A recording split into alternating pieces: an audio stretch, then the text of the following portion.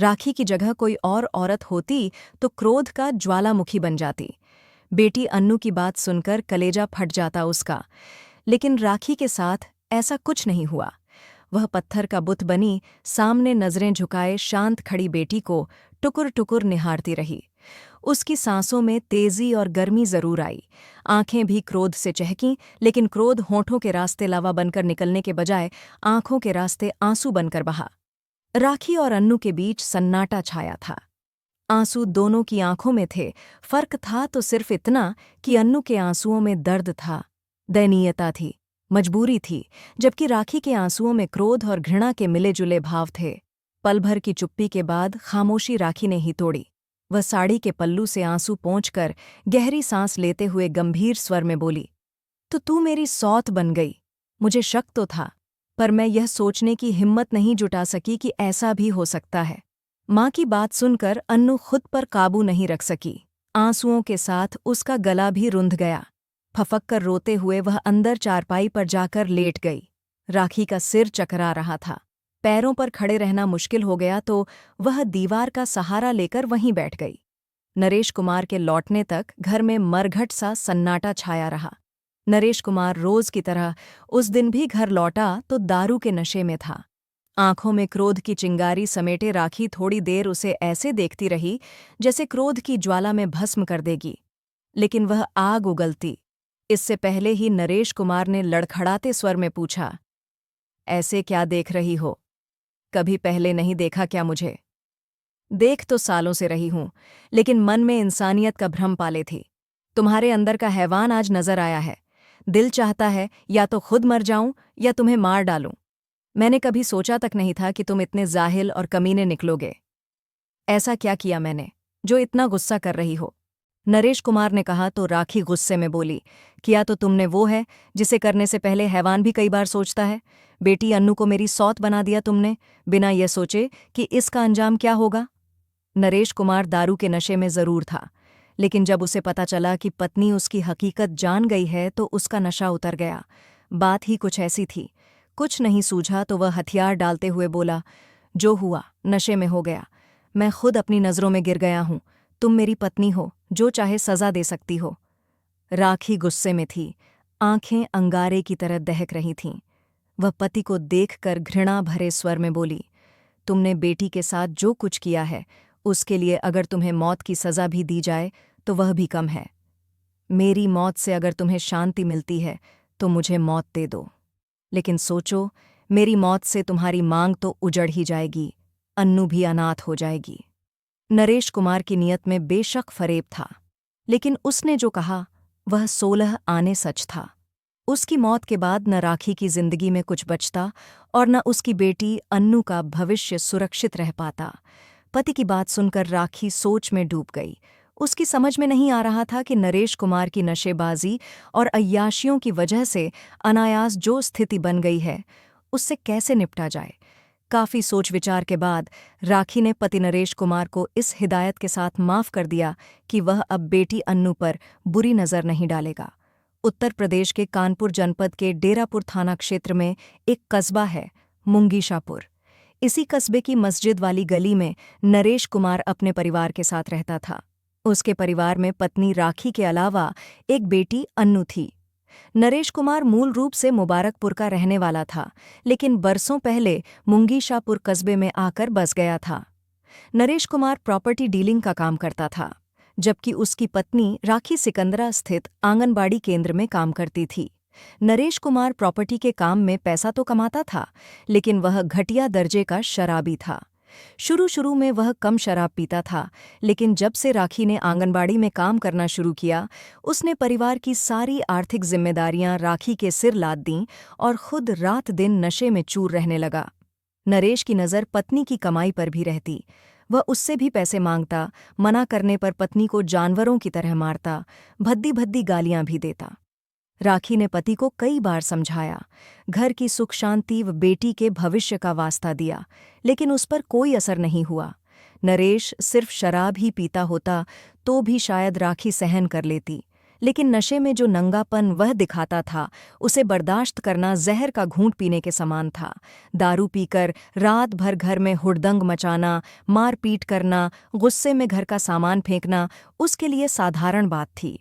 नशे में वह नीचता की इस हद तक गिर गया था कि उसे उचित अनुचित, शर्म हय्या और मान मर्यादा का ख्याल भी नहीं रहता था। बेटी के सामने हवस शांत करने में भी उसे शर्म नहीं आती। अन्नू भी अपने बाप नरेश से डरती थी।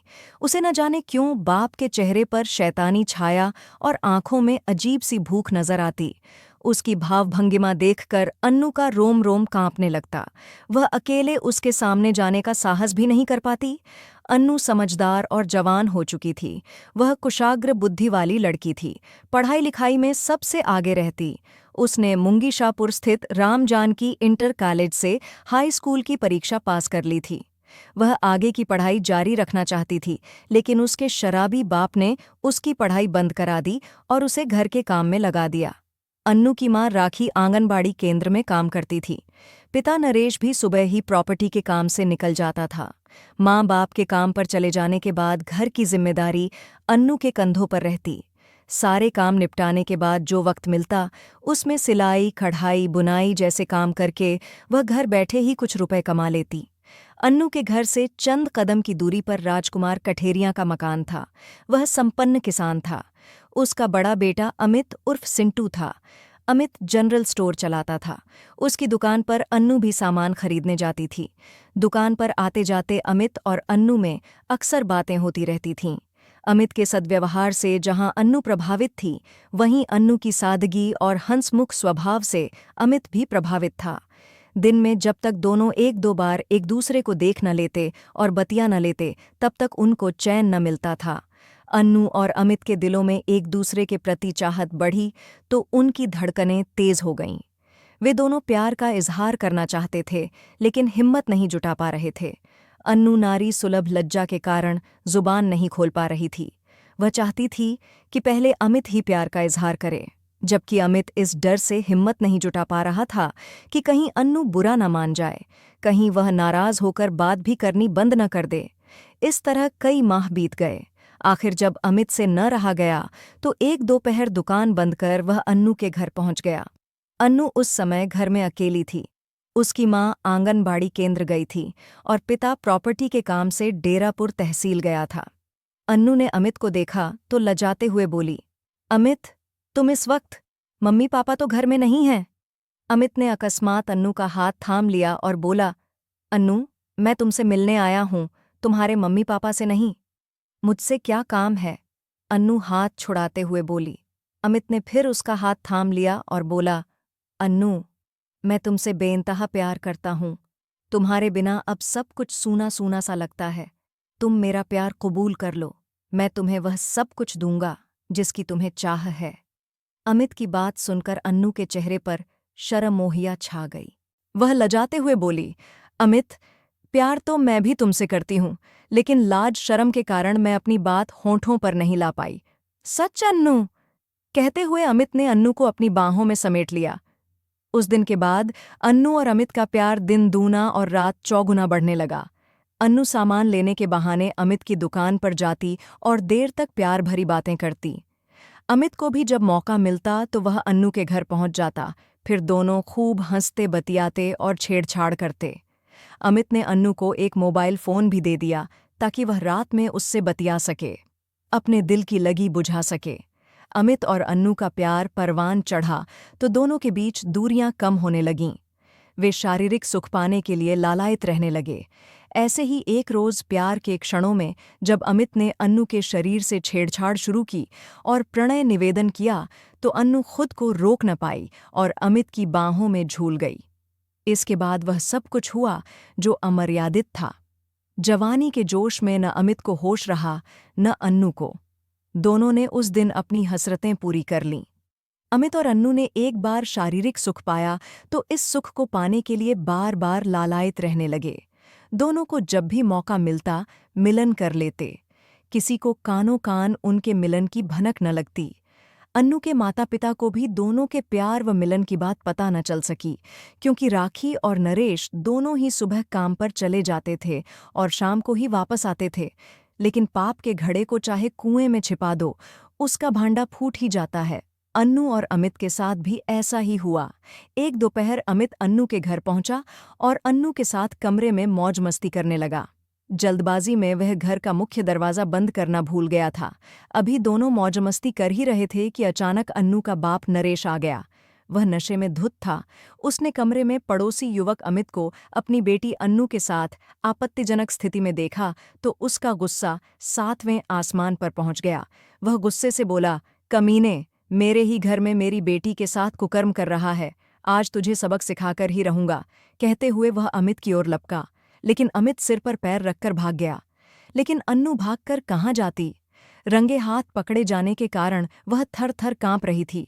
वह सोचने लगी कि उसका बाप आज उसकी हड्डी पसली एक कर देगा, पर उसका सोचना गलत साबित हुआ।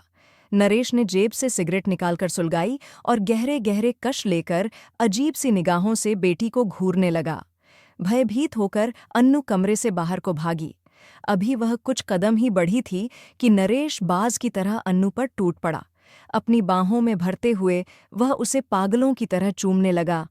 अन्नू बाप के चंगुल से छूटने के लिए जोरों से कसमसाई, लेकिन नरेश ने उसे उठाकर चारपाई पर पटक दिया और एक हाथ से उसका मुंह बंद करके दूसरे हाथ से उसके कपड़े उतारने लगा। अन्नू हिम्मत जुटाकर भागने को हुई तो उसने पकड़ लिया और 2-3 थप्पड़ अन्नू के गाल पर जड़ दिए। फिर वह उसे घसीटता हुआ दूसरे कमरे में ले गया। अपने बचाव में अन्नू चीखने लगी तो उसने उसके मुंह में कपड़ा ठूंस दिया, साथ ही दोनों हाथ बांध दिए। अन्नू बिल्कुल बेबस और लाचार हो गई। अन्नू रोई, गिड़गिड़ाई, लेकिन उसका बाप नरेश लेशमात्र भी नहीं पसीजा।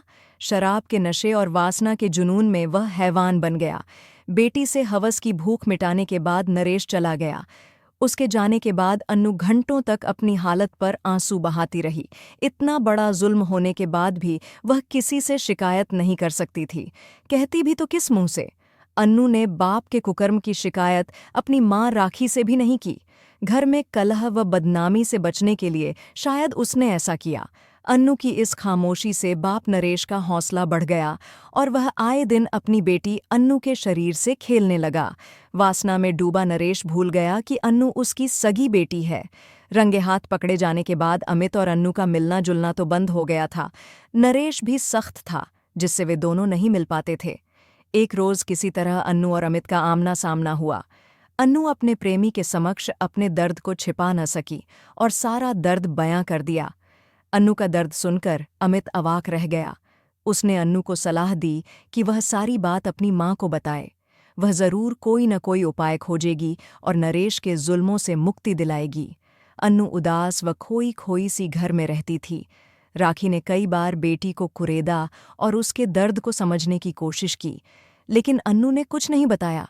राखी की समझ में नहीं आ रहा था कि बेटी को कौन सा गम खाए जा रहा है। आखिर एक दिन जब राखी ने प्यार से उसे कुरेदा तो अन्नू फूट कर रो पड़ी। फिर उसने माँ के सामने अपना सारा दर्द बयां कर दिया। अन्नू का दर्द सुनकर राखी अवाक रह गई। उसके मन में पति के प्रति घृणा भर गई। देर शाम पति नशे में धुत होकर घर आया तो राखी ने बेटी की आबरू लूटने के संबंध में उससे सवाल जवाब किया तो वह गिड़गिड़ाते हुए बोला कि जो कुछ भी उसने किया होशो हवास में नहीं किया, आज के बाद कभी भी ऐसी घटिया हरकत नहीं करेगा। राखी ने सीने पर पत्थर रखकर पति पर विश्वास कर लिया। नरेश कुछ समय तक तो अपनी बात पर कायम रहा। उसके बाद वह फिर नीच और कमीनेपन पर उतर आया। वह फिर बेटी को अपनी हवस का शिकार बनाने लगा। लेकिन इस बार अन्नू चुप नहीं रही। उसने माँ को सारी बात बताई और अपने प्रेमी अमित को भी। इसके बाद माँ, बेटी व उसके प्रेमी ने नरेश को सबक सिखाने की ठान ली। 17 मार्च 2022 की सुबह 8 बजे थाना डेरापुर प्रभारी निरीक्षक अखिलेश कुमार जायसवाल को सूचना मिली कि मुंगीशापुर कस्बे में मस्जिद वाली गली में नरेश कुमार की किसी ने हत्या कर दी है। सूचना पाते ही वह सहयोगी पुलिसकर्मियों के साथ घटनास्थल की तरफ रवाना हो गए। उन्होंने वारदात के संबंध में पुलिस अधिकारियों को भी अवगत करा दिया। अखिलेश कुमार जब घटनास्थल पर पहुंचे तो वहां भीड़ जुटी थी। एक महिला व एक युवती शव के पास दहाड़ मारकर रो रही थी। पूछने पर पता चला कि महिला मृतक की पत्नी राखी है और युवती मृतक की बेटी अन्नू है। इंस्पेक्टर जायसवाल ने दोनों को धैर्य बंधाया और फिर निरीक्षण में जुट गए। मृतक नरेश की उम्र 40 से 42 साल के आसपास थी और उसकी हत्या किसी धारदार हथियार से गला काटकर की गई थी। देखने से ऐसा लग रहा था कि हत्या कहीं और की गई थी और शव को वहां फेंका गया था। कारण घटनास्थल पर न तो संघर्ष का कोई निशान था और न ही खून फैला था। हत्या बीती रात ही की गई थी। थाना प्रभारी अखिलेश कुमार अभी निरीक्षण कर ही रहे थे कि सूचना पाकर एसपी स्वप्निल ममगाई, एएसपी घनश्याम चौरसिया तथा सीओ शिव ठाकुर आ गए। पुलिस अधिकारियों ने घटनास्थल का बारीकी से निरीक्षण किया, फिर मौके पर मौजूद मृतक की पत्नी राखी व बेटी अन्नू से पूछताछ की। मां बेटी ने पुलिस अधिकारियों को बताया कि नरेश बीती रात 8 बजे घर आए थे। वह नशे में थे। उन्होंने खाना भी नहीं खाया और गैलरी में पड़ी चारपाई पर लुढ़क गए। इसके बाद वे दोनों भी दरवाज़ा बंद कर कमरे में जाकर सो गईं। सुबह उठी तो वह चारपाई पर नहीं थे और मुख्य दरवाज़ा खुला था। कुछ देर बाद पता चला कि उनकी किसी ने हत्या कर दी और शव घर के पिछवाड़े पड़ा है।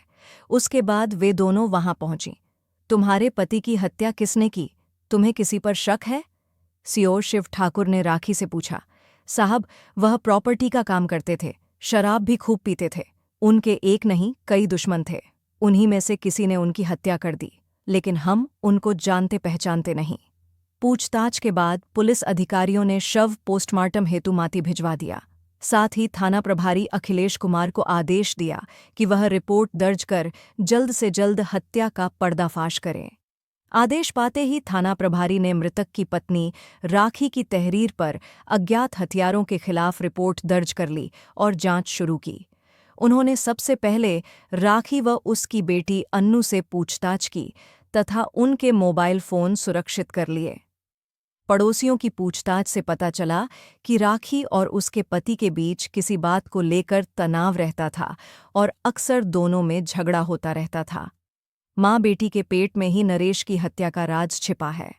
माँ बेटी शक के दायरे में आईं तो जांच अधिकारी अखिलेश कुमार ने राखी और अन्नू के मोबाइल फ़ोन नंबरों की कॉल डिटेल्स निकलवाई। दोनों के मोबाइल फ़ोन में एक नंबर कॉमन था, जिस पर घटना वाली रात 9 बजे बात की गई थी। इस नंबर की जांच की गई तो पता चला कि यह नंबर राखी के पड़ोसी युवक अमित कठेरिया का है। 21 मार्च 2022 की रात 10 बजे पुलिस ने अमित कठेरिया को उसके घर से उठा लिया। थाने लाकर जब उससे सख्ती से पूछताछ की गई तो अमित टूट गया। उसने बताया कि नरेश की हत्या में उसकी पत्नी राखी व बेटी अन्नू भी शामिल थीं। ये पता चलते ही पुलिस ने राखी व अन्नू को भी गिरफ्तार कर लिया। थाने में उन दोनों ने भी नरेश की हत्या का जुर्म कबूल कर लिया। यही नहीं, उन्होंने घर में छिपाकर रखा गया फावड़ा भी बरामद करा दिया। अन्नू ने पुलिस पूछताछ में बताया कि वह अमित से प्यार करती थी। दोनों के बीच शारीरिक संबंध भी थे। एक रोज उसके बाप नरेश ने हम दोनों को आपत्तिजनक हालत में देख लिया। उसके बाद उसकी नीयत में खोट आ गई और वह उसे अक्सर अपनी हवस का शिकार बनाने लगा। डर व बदनामी के कारण उसने यह बात किसी को नहीं बताई, लेकिन जब आजिज़ आ गई तो माँ व प्रेमी को सब कुछ बता दिया। माँ ने उसके बाप को समझाया पर वह नहीं माना। उसके बाद तीनों ने मिलकर उसे सबक सिखाने की ठानी। 16 मार्च 2022 की रात 8 बजे वह नशे की हालत में आया। आते ही वह उस पर हावी हो गया। माँ ने उसे किसी तरह बचाया। उसके बाद माँ ने फ़ोन कर अमित को बुला लिया। उसने भी अमित से बात की थी। रात 10 बजे जब बाप नरेश गहरी नींद में सो गया तब राखी, अन्नू और अमित ने मिलकर उसे फावड़े से हमला कर मौत के घाट उतार दिया और उसके शव को घर के पीछे कूड़ा डालने वाली जगह पर फेंक दिया। चूंकि राखी, अन्नू तथा उसके प्रेमी अमित ने हत्या का जुर्म कबूल कर लिया था और फावड़ा भी बरामद करा दिया था, अतः थाना प्रभारी अखिलेश कुमार ने भादंवी की धारा 302/2001 के तहत राखी, अन्नू व अमित को नामजद कर दिया तथा उन्हें विधिसम्मत गिरफ्तार कर लिया। 22 मार्च 2022 को पुलिस ने आरोपी राखी, अन्नू तथा अमित कठेरिया को कानपुर की माती कोर्ट में पेश किया, जहां से उन्हें जेल भेज दिया गया। कहानी पुलिस सूत्रों पर आधारित है। कहानी में अन्नू परिवर्तित नाम है।